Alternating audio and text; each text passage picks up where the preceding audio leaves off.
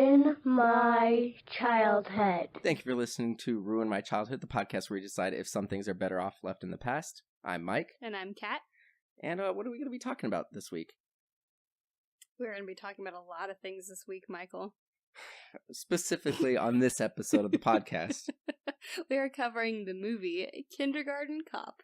Excellent. I'm really excited to watch this movie and talk about this movie. I loved this movie when I was little. What do you remember about this movie? It's not a tumor. It's not a tumor.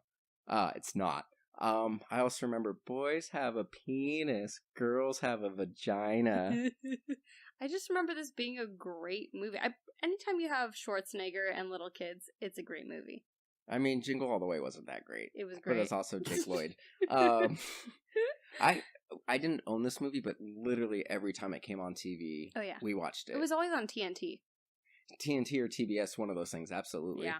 I don't think I've watched this since probably 13, 14 years old, so it's probably been 15, 16 years since I've watched this movie at least. It's probably been about 8 years since I've seen it. Really? That recent? Oh, well, you've got a leg up on me then. It's a good movie. I've always got a leg up.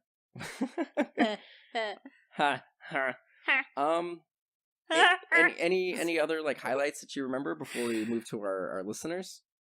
Not really. I tend to forget the entire plot of films. I just remember that I like them, and I like it that way because then when I revisit them, they're fresh. Right. The only other thing that I remember about the movie is that really short actress who reminds me of Edna Mode from The Incredibles. She's the principal. Isn't she one of the Gringotts goblins? No, she's definitely not. She looks like one. No, because she's American, and they didn't use Americans in those movies. Yeah. She also was in Dune. Was she the worm? No, the worms are giant.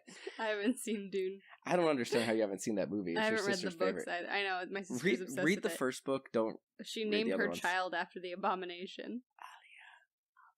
Cool. Well, we're rambling, so let's go to our listeners and see what they remember about this movie. Oh boy, people came through. Yeah, we got a bunch. I appreciate and I got you a few. all. So, I mean, there's definitely a trend. There's several people who said it's not a tumor. Of course. I do Classic. have one that from Carmel that says it's not a tumora, but I'm pretty sure she meant tumor. Probably. Another one that comes up a couple of times is the "Who is your daddy and what does he do?" That's a good one. Yeah, that's a great one. That's definitely a thing that I remember about the movie. I'm not a policeman. I'm a princess. That's that really little cute girl, the little blonde one. She's adorable. Really cute. I've also got "Who are you?" I'm the party pooper. I'm assuming I'm the party pooper is Arnold. I don't remember that line. I'm the party pooper. Yeah, that sounds about right. Yeah.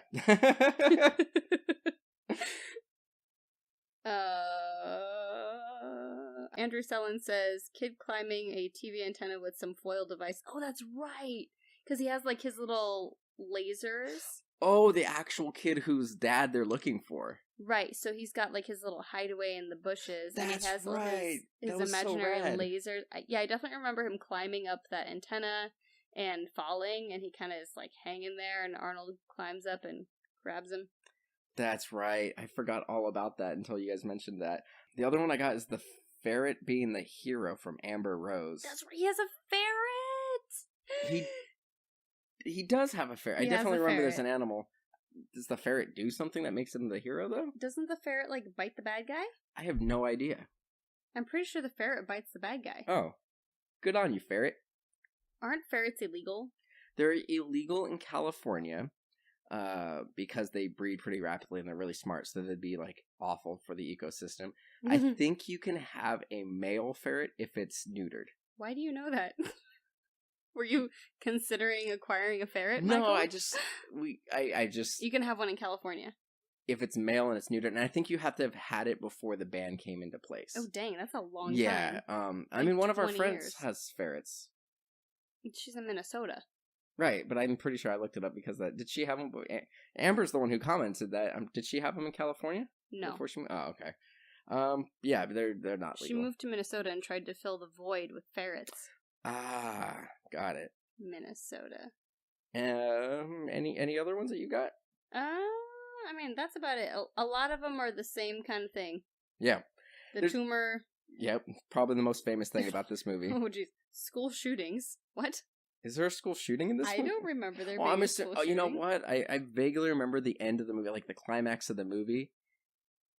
I think they start a fire or something. Dang. And the bad guy starts a fire, and I think, obviously a bad guy's going to have a gun. Right. I don't know if there's actual, like, a school shooting like we think of today, which is unfortunately all too common. Yeah, too real. Yeah. But a lot of the things that we thought people were going to bring up, the tumor. Right. Classic. It's a classic movie. I'm really excited to go back and watch this because it's been a really long time. As much as I don't remember the plot at all, I remember loving this movie, and I have a good feeling about it. Me too. Let's just go watch it. Yeah, let's do it. They're wild. They're uncontrollable. They're unusual. Our mom says that our dad is a real sex machine. But they're about to meet their new teacher. Shut up! What's the matter? I have a headache. It might be a tumor. It's not a tumor. It's not a tumor at all. Arnold Schwarzenegger, Kindergarten Cop, from Ivan Reitman, rated PG-13. Okay, so we just watched Kindergarten Cop. What did you think? Oh, I loved it. I did not realize this was an Ivan Reitman produced film, or a Howard Glazer film, who are huge producers. It's legit. It's a big budget film. I mean, anything with Schwarzenegger in it at that time is going to be pretty big. And this was kind of around the time where he started getting into more like family-friendly stuff and actually trying to be a little bit more of an actor, not just like the action guy. Right. So he had already done like Twins prior to this, but this is kind of where he started getting his little acting chops, and he was actually pretty good in this movie. You know what's kind of amazing? So many actors, like, they put on all this pretense, and they just think very highly of themselves, and they have this incredible training, and these guys like Schwarzenegger and The Rock swoop in from like bodybuilding and wrestling and like the absolute most extreme theatrics in that performance.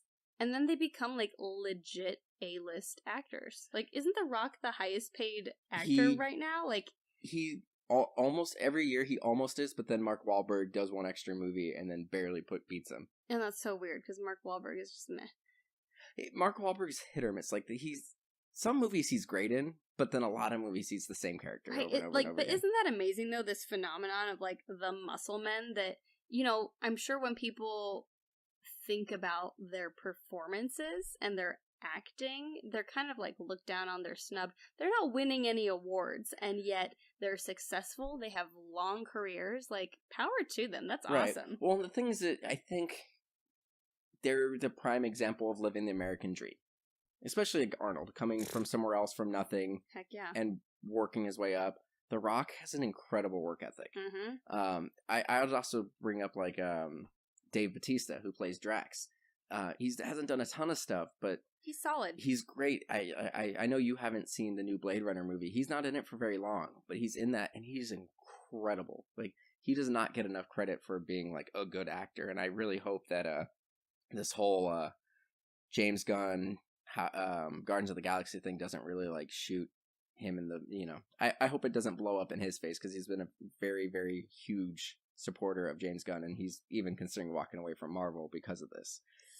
And I think he's a talented enough actor, but I just don't know if he'll get like blackballed or whatever you call it. Blackballed. Thank you. No. Blackwalled. Blackballed is when someone votes for you to not get accepted to something. Blacklisted. Thank you. Is like a communist thing. Right. But yeah, we've gone on a tangent. Do you want to summarize the movie for me, honey? Excuse you. No, I don't. Jesus. Okay, basically in a nutshell, Arnold plays, I think his name is John Kimball. I know his last name is Kimball. Arnold's going after this guy named Crisp, who we don't know what exactly he did, but this is Arnold's like number one priority. And so he's like stalking this guy through a mall, and somehow this guy gets out of his sight. He's a drug kingpin. Is he? Pretty sure. I don't think he actually. We don't really know what it is. I think he is.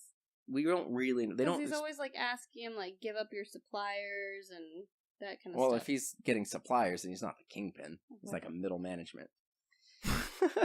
So anyway, this guy gets out of Arnold's sight for like a second, goes down this hallway and like kills this guy who has information about where his ex-wife is. So the whole thing about this movie is that the Crisp's ex-wife supposedly took $3 million in cash from him and ran off with their son. Right. And he's looking for the son. He really wants his son back because he's a mama's boy and he's all about family and he wants to raise his son. Mm-hmm. So Arnold is trying to find the mom or the ex-wife and the son so that way they can leverage them to get Crisp. And that's basically the movie. He has to go undercover as a cop.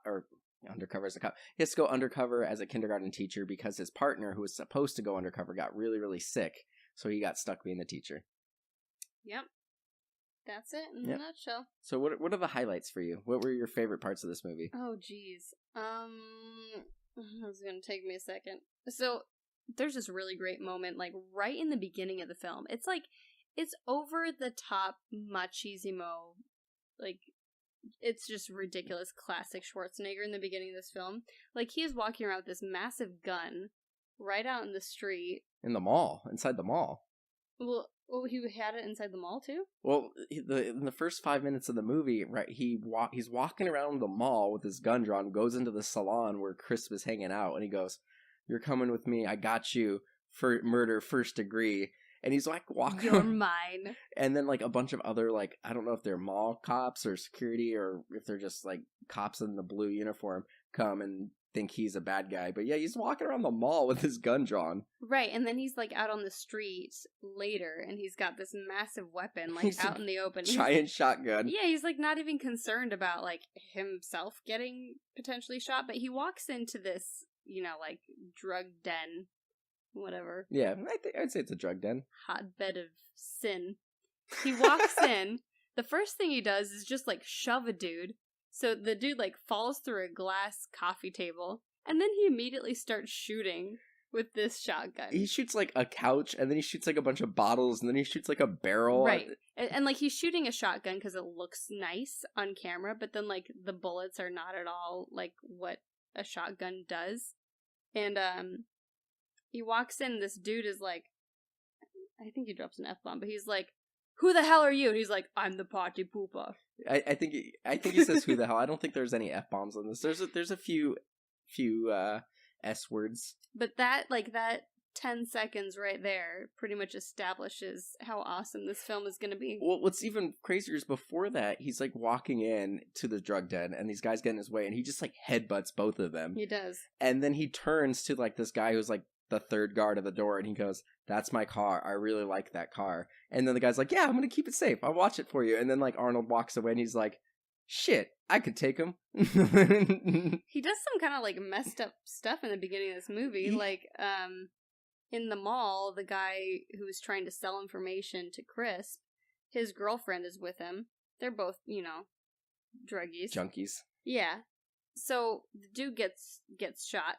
Crisp smokes him. Because he already smokes him. he gets the information that he's going to Astoria. They say Oregon, which drives me crazy. It's Oregon. Oregon Trail. There's no E at the end of Oregon. Get out of here. So he finds out where he's going, and he's already given up the information. So Crisp smokes him. His junkie girlfriend was watching. Smokes him because I've had a little wine. It's fine. So the girlfriend comes running out. That's when. What's his name? Kimball shows up. Good old Arnie. And he, like, handcuffs the junkie girlfriend to the dead body. Come on. Like, there are any number of other things he could have handcuffed the poor woman to. Like, her, like, maybe he was just a meal ticket. You don't know this. But, like, come on. She just watched the guy get murked. Now she's handcuffed to the dead body. Like, he's kind of a jerk. And then... we can touch on... We'll just, examine this theme of him being a bit of a jerk throughout the movie. Yeah, so initially when he gets back to the police station, they're kind of interrogating, the junkie's girlfriend. This new woman who he's never met before. So her name's Phoebe O'Hara, and she's his partner for the rest of the movie. She's in there, offering to cook her dinner and stuff, trying to, Well, no, she's, so this character is hypoglycemic. Yeah. And I love it because they give her this quirk, right at the beginning of the film. And so she's like obsessed with food because she has to eat like, you know, every hour or so. And so she's also like a major foodie. She's engaged to a chef. It's just funny. It's like this quirk. So she's like talking to this girl, the junkie, trying to convince her to give up some information. She's like, I'll even cook you dinner. I'll buy you a meal. I'll even cook you dinner. It's pretty funny. Right. So she's, you know, and Arnold's like, what is this? Like, she's not going to get any information for her. So it's funny, right when Arnold goes, like, he's going to go in there and just try to take over. He doesn't think she can do the job. And so his boss is like, sit down. At the exact same time, the junkie's trying to get out, and O'Hara goes, sit down, and like kind of gets a little stern. So you kind of see that Arnold's misjudged her like right away. Right. And then they find out that they're going to go to Oregon and be undercover, and she's going to pretend to be a teacher because she's been a teacher in the past. Like, he's before supposed to pretend to be her husband. Her husband. So he's like, he keeps calling her. He keeps saying her, right. her. I love that. And then so, you know, she says a few things that shows that she's very capable. And then while she eats a sandwich. While she's eating a sandwich. And then she says, by the way, my name's O'Hara, kind of thing. And he's being super sexist initially. Yeah. And then by the end of the movie, they genuinely love being around each other and want to be part of each other's lives. Like, not romantically, it's completely platonic. I love it. But he comes to respect her and she comes to respect him, and it's great. There's a really great line in that part where they're talking about backgrounds that I know you laughed at quite a bit. It was something like, she asks about his background, and she goes, why are you a cop? Oh, yeah. He's like, my father was a cop, my brother was a cop, my mother was a cop's wife. I love that. Such a stupid line, but it's great. No, like, the dialogue and the banter in this movie, it's on par with your favorite film. Point Break? Point Break. It's right up there. It's good writing. It's better writing than Point Break. Like, I love Point Break, but it's not a good movie. The dialogue in Point Break is pretty solid. Like, it's hilarious. Well, it's bad, but it's great. I don't think the dialogue in this is bad. I think it's cheesy because it's 90s, but I do think this is a little bit more solid than Point Break in terms of actual scripting. Right, and I think like that's just a side effect of having a comedy writer write it. Even though it's not really a comedy, it has great comedic moments, but comedy writers are just like, they're a cut above. Right, and you have Ivan Reitman, who directed this, who mostly does producing. But he's the person who kind of was being around all the great 80s movies. He actually has worked with Arnold a bunch. He did this, Twins, Junior, but he worked very closely with like Harold Ramis on Ghostbusters, like kind of reining in Dan Aykroyd's like craziness. Mm-hmm. He's a very great producer and director. So I didn't even realize he did this movie until his name popped up in the credits. So basically he ends up in the school, and the principal is like, hey, if you screw this up, like, I will tell the parents that you're a cop and like you're gonna lose your guy, so like don't be a terrible person, be a good teacher. And immediately the kids just cannot behave with him. Like, he goes to take this little girl to the bathroom because he can't unbutton her like jumper, and so he leaves and finds a female teacher, and when he comes back, the classroom is absolutely destroyed, like as it would be in real life. Right. Well, it's funny because there's a point when like he's constantly like underestimating how hard this is going to be. Oh, like when he's getting ready to go. Yeah, and so she's like, you don't need the guns. And then he goes, O'Hara is like sick with food poisoning in bed, and he's getting ready to leave, and he's like asking for her assessment of how he looks. She's like, take off the gun. He's like, he's got two. That's a good idea. She's like, the little bastards are going to eat you alive. Then he's like trying to reassure her. He's like, I've been working undercover for a long time. He's like, they're 6-year-olds. How much trouble can they be? She's like, on second thought, take the gun. One of the other things I like, so immediately when like everyone's freaking out, he's just like, shut up, shut up, shut up, shut up. Like, and all the kids start crying. And he doesn't know what to do. Not with this. And he immediately leaves again. He leaves. Goes to his car and brings the ferret. He had a ferret just chilling in his car. I had an issue with that. And then like on top of it, he just brings the ferret into a classroom. Like, you don't know what the rules are for like a live animal in a classroom? Well, these kids, he goes, this is your new class mascot. And they go, what happened to your dog? So cute. What's interesting is the main kid in this movie, his name's Dominic, the one that, is Crisp's son.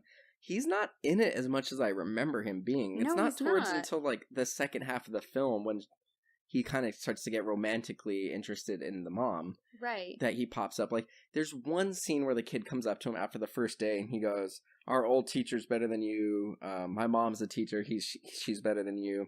My babysitter's better than you. My swim teacher and my t-ball coach is better than you. And he goes, is there anybody that you don't like better than me? And he goes, I don't know that many people. I laughed so hard at that line. Well, and I think we remember the kid being in it a lot more because we were kids. And we related to that. Right. And that's great that this movie, like, it's changed as we've gotten older, which I love. I mean, there aren't that many great family movies these days. Like, this could still be considered a family movie. Absolutely. But they were just so much better in the 90s. Well, the thing is, like, most of what I remember is the kids. So I remember obviously everyone remembers it's not a tumor. It's not. But that's because the kids say that. Everybody remembers the boys have a penis, girls have a vagina. Because that's the stuff that the kids said and you remember. And, watching this now, there's so many other things that happened that I just didn't remember. It's a hilarious movie. Like the whole beginning of the movie, I don't remember at all. Or I didn't remember. I love when he first walks into the classroom and you get this great POV shot of all the kids sitting on the floor from his angle, and it's just he's gargantuan. He's a monster compared to them. It's hilarious. I forgot about the scene with like all the moms.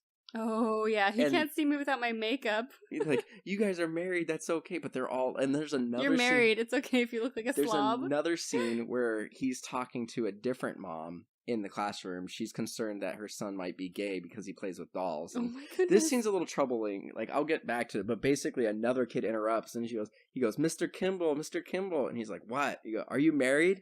No. And then the kid just yells, Mom, he's not married. It's hilarious. But yeah, that little kid the mom was concerned about being gay for having dolls, was actually using the dolls to look up little girls' skirts, which, oh man, it's a little troubling. And Arnold does say, hey, I noticed it and I put a stop to it. But it's kind of troubling that the mom's so concerned with the son being gay. Now, granted, that mom said her husband left her for another man, so I guess she could be a little upset. Was that the same mom who, like, when he's walking in, they're contemplating that he must be gay because what kind of man teaches kindergarten? The same. A couple different people say that. Like, the whole town is a little concerned with what's with this guy teaching. It's a sign of the times. Well, also, even when, so later on in the movie, we're jumping ahead a little bit, we'll bounce back in a second, Chris comes to the school and he's trying to find the son, so he goes to the principal and says, hey, we're about to move in this area, we're checking out schools and we want to find a house next to a good school. And he sees Kimball, and the principal's like, oh, don't worry about him being a male, he's a great teacher, kind of thing. Like, everybody's like, a man can't be a teacher. But there's a lot of other stuff in it, like the fat kid eating all the lunches. Yeah, that was hilarious though. I love that, because there's always that one kid who does that. You're right. He'll just take everyone's food. He walks in, this kid's sitting on the floor by the cubbies, eating. He's like, he loses his cool all the time in ways that would get you arrested. Like, the kid is eating everyone else's lunches. He's like, you don't eat other people's food. And he, like, picks him up and shakes him. And doesn't he drop him? I don't remember if he dropped him. So the other kind of smaller subplot. So there's a point where you think the mom who says the husband left her for another husband, he thinks that she might be the ex-wife because, she's a little more outgoing. Why don't they have a photo? And it's the 90s. They don't have the internet. How do they not have a photo of this woman they're looking for? I don't know. Well, they say at the beginning she changed her appearance. So, but he thinks that it might be her because her son, there's another person that he thinks might be, because the son is like super shy and like everyone calls him like a cockapoo. And the kids are really mean to him. And everything. So he's like, oh, he's an outsider. The mom is very like coy about her husband and everything. Well, it turns out it's because the son is being abused by the father. Yeah. And he finds out because he touches the kid's shoulder and he winces. Mm-hmm. And so he goes to the mom. She's like, he's in counseling. It hasn't happened. It's not going to happen again. And he's like, if it happens again, like, we're pressing charges. So the kid comes back again and he winces again when he touches him. And so he goes and he like decks the dad in front of like everybody. And the principal's initially like upset, but she's like, how did it feel? And he's like, it felt great. And she's like, good. And she's all excited that he punched like the dad who's abusing the kid. Yeah. And that's actually a big, like, that whole subplot was a stipulation for Arnold to do this movie. Really? So there's four things that Arnold had in his like contract to do this movie. So one was he wanted to have something about abuse and how it's wrong. Mm-hmm. He wanted to have a physical fitness thing, which makes sense. He had the Arnold will pump you up thing going on. So there's Pump you up. There's a lot of there's like a good 5-minute montage of these kids like running and marching and doing sit-ups and getting fit. Mm-hmm. And then the other thing that he wanted was a gym. So he had a gym built for him so he can say he was getting, and so this leads to the fourth thing is he was getting the next year. Terminator 2 came out, which is arguably his biggest movie and biggest role is in Terminator 2. He had to leave at some point to film some stuff for the trailer. So those were like the 4 conditions for doing this movie. Mm-hmm. So I think it's great that he had some stuff that he really wanted that were like topical and serious, like making sure he talks about like abuse is a thing and it's not okay, and making sure that, you know, hey, kids need to be healthy. So I thought that was pretty cool. Yeah. I liked the scene where they're at dinner and O'Hara says that she's his sister, so they changed the backstory from being husband and wife to sister. Right. Because she recognizes that the Dominic's mom, who's also a teacher, who's also obviously Chris' wife, kind of is into him. So she pretends that she puts on this like Austrian accent, which was pretty funny. She becomes the wing woman and she gets like super into the character. Yeah, she gets really into it. It was really funny. She's a great character. I love O'Hara. It was really funny because like when he comes back from like school one day and he hears her like moaning, and so he's like thinking, I don't know why he thought someone's coming after her, but he like barges in with his gun drawn and like she's getting banged by her fiance. Right. And then they have this whole conversation with the fiance like covering his junk with a pillow. Yeah. Yeah, it's interesting. That was a really funny scene. I don't remember that at all. No, I mean, because that was probably edited out of the TV version. Part of it, I'm sure, was. Yeah. I mean, we already, you know, he eventually goes over for dinner with Dominic and the mom, and he's like snooping around the house, and the kid catches him, and he's like, "What are you doing?" He's like, "I got lost. This house is huge." He's like, "Get over here, silly."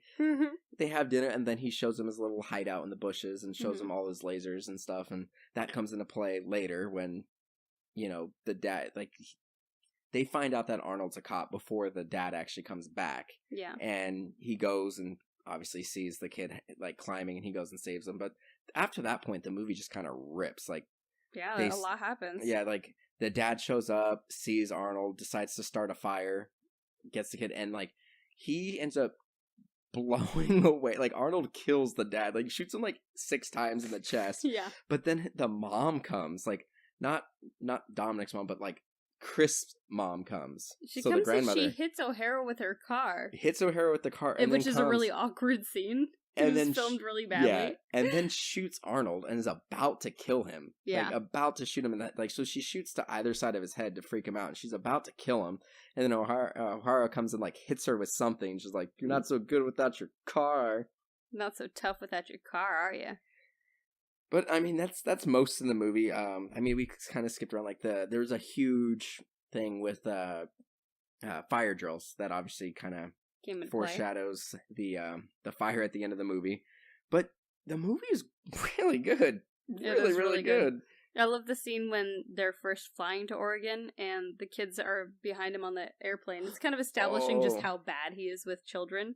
So he straight up like steals this kid's toy because he's bugging him with it. And then the kid starts kicking his seat because he's fighting with the other kid next to him. And he turns around and he's like, "If you don't stop screwing around, this is what I'm going to do to you." And he like snaps a pencil. He snaps a pencil. He like threatens to kill this kid.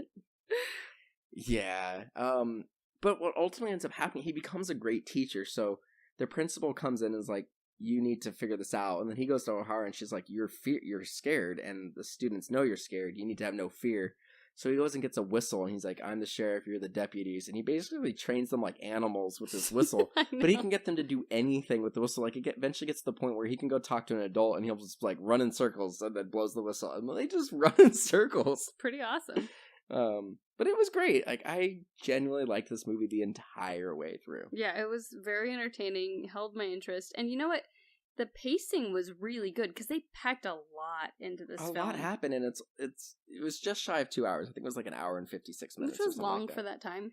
It's definitely long for a movie that has kids in it, and you know, I don't know. I don't know what the trailers are for this movie or anything like that. I don't know how it was marketed. But if it was marketed as a family film, like, this is a tough one for kids to probably watch for the time length, but it definitely would keep them interested. Yeah. There's a little bit of something for everyone. Animals, children, redheads, the whole thing.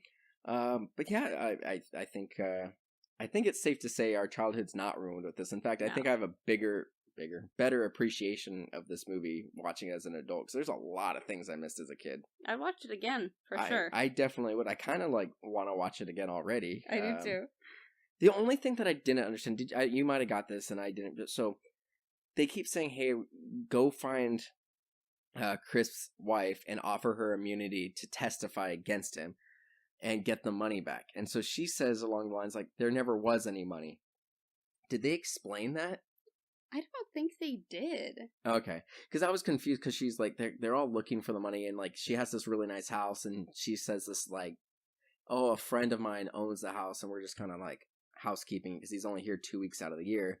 And then they do check up on it, and then it turns out to be true. But yeah, that confused me as to like, where did they get this $3 million thing from? And if their money didn't exist, like, what is that actually? It's drug money. He said she stole your hard-earned drug money. No. I knew where the money was supposed to be. It was Chris' money, but like, the whole reason the cops thought he was after her was because of the money, and it turns out it wasn't the money, it was just the kid. But was that never actually a thing? Like, is that just something that Chris told the cops he was looking for?